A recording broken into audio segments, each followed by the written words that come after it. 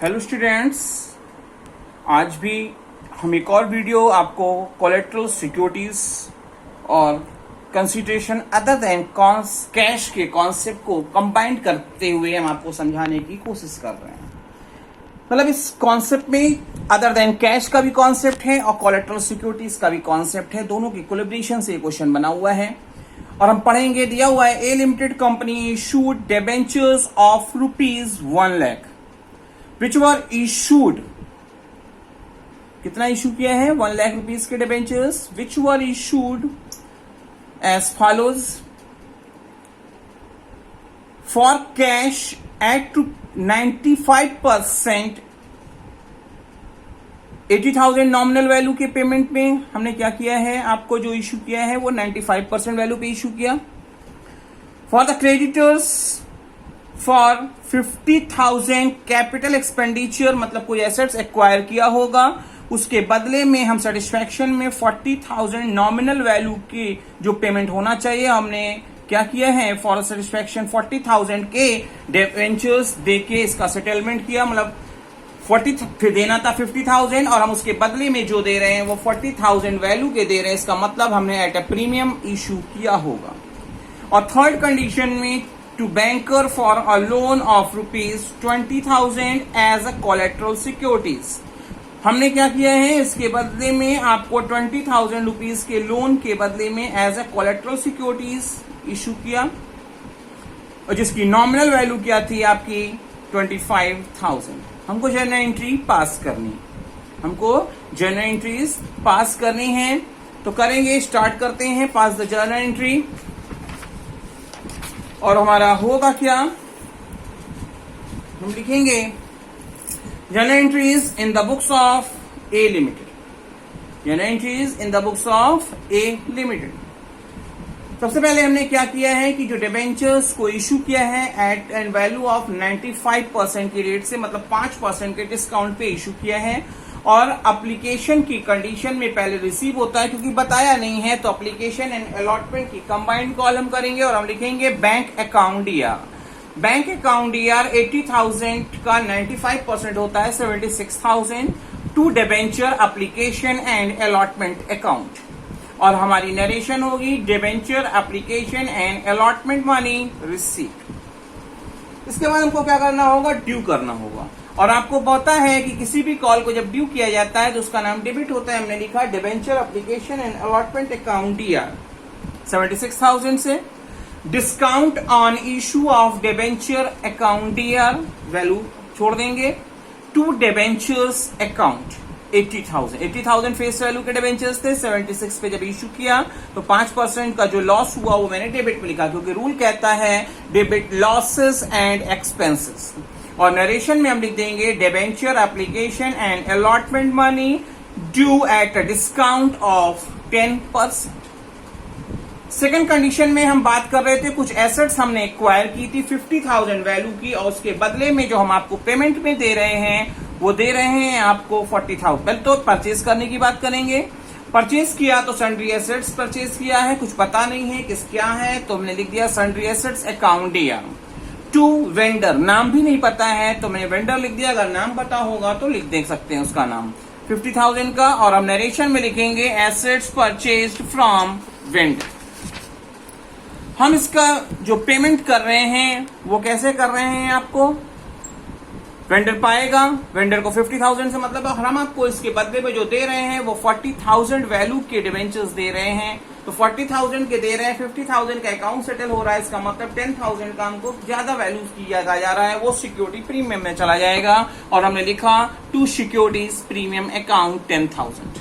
और हमारी नरेशन हो जाएगी debenture issue to vendor at premium. Condition number third. Condition number third में हमने बैंक से बैंक लोन लिया है, 20,000 का लोन लिया है और उसके बदले में एज ए सिक्योरिटी डिबेंचर जो प्रोवाइड किए हैं वो 25,000 वैल्यू के दिए हैं। तो हमने लिखा bank account DR 20,000 to bank loan. Bank loan को क्रेडिट करने का मतलब यही है क्योंकि बैंक लोन हमारे लिए क्या होगा? लायबिलिटीज होगा और लायबिलिटीज को क्रेडिट पे रिकॉर्ड करना चाहिए। और हम नरेशन में लिख देंगे loan taken from bank. Particular bank अगर नाम पता हो तो आप नाम मेंशन कर सकते हैं। फिर हम क्या करेंगे, क्योंकि डिबेंचर्स को एज अ कोलेटरल सिक्योरिटीज हमने प्रोवाइड किया है, तो कोलेटरल सिक्योरिटीज में जब हम प्रोवाइड करेंगे तो क्या आएगा, डिबेंचर सस्पेंस अकाउंट दिया 25,000 का टू डिबेंचर्स अकाउंट हो जाएगा, क्योंकि 25,000 फेस वैल्यू के दिए हैं। और नरेशन में लिख देंगे issue of debentures as collateral securities. इस कोलेटरल सिक्योरिटीज का कॉन्सेप्ट होपफुली आपको अच्छे से समझ में आया होगा। फिर भी एक क्वेश्चन और हम आपको देके इस कॉन्सेप्ट को और बेटर वे में समझाने की कोशिश करेंगे। दिया हुआ है कि सुधा limited issued 20,007% of rupees 1,000 each as a collateral securities.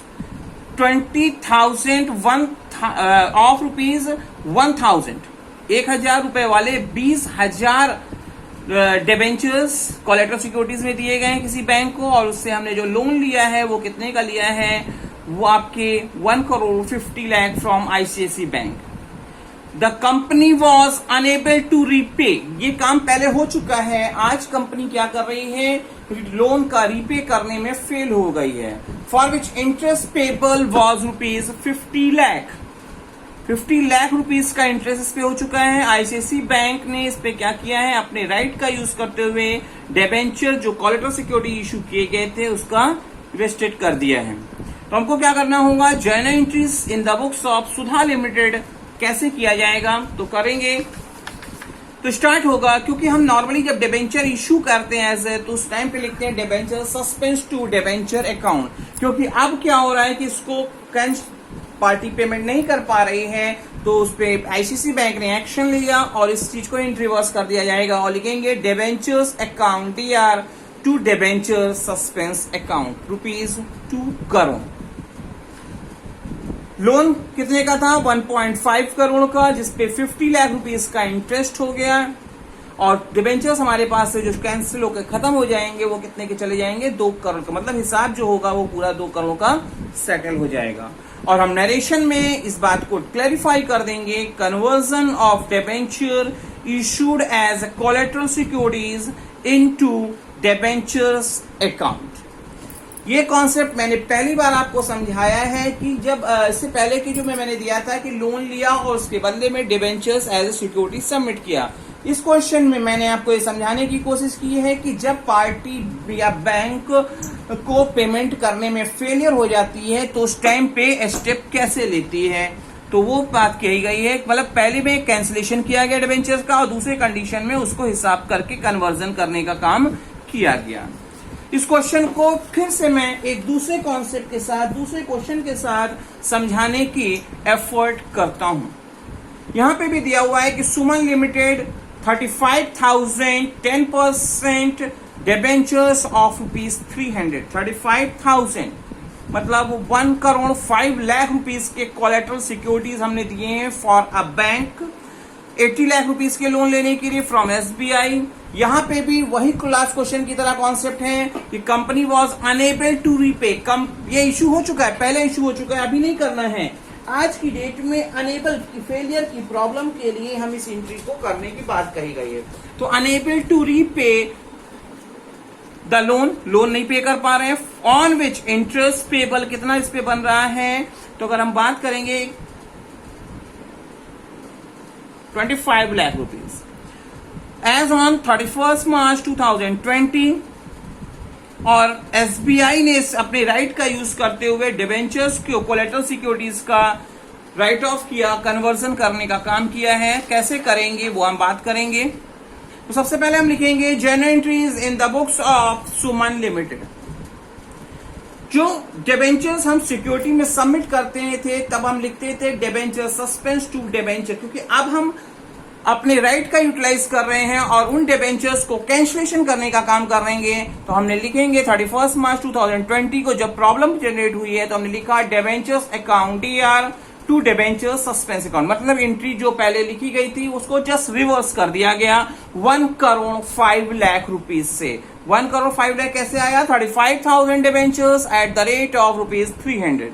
और नरेशन में हमने लिखा entry for debenture issued as collateral security reversed. Second entry जो हम करेंगे वो हम बताएंगे कि लोन कितने का था, 80 लाख का, इंटरेस्ट कितना ड्यूज है 25 लाख, और हमारे डिबेंचर्स के बदले में जो सेटलमेंट में चले जा रहे हैं वो 1 करोड़ 5 लाख के चले जा रहे हैं। और नरेशन में हम बता देंगे, क्या बताएंगे, conversion of debenture issued as collateral security into debenture. ये क्वेश्चंस को आप ज्यादा से ज्यादा बार समझने की प्रैक्टिस करने की कोशिश करेंगे, तब ये क्वेश्चन आपको अच्छे से समझ में आएगा। होपफुली कोशिश मैंने की है कि आपको क्वेश्चन समझ में आ जाए।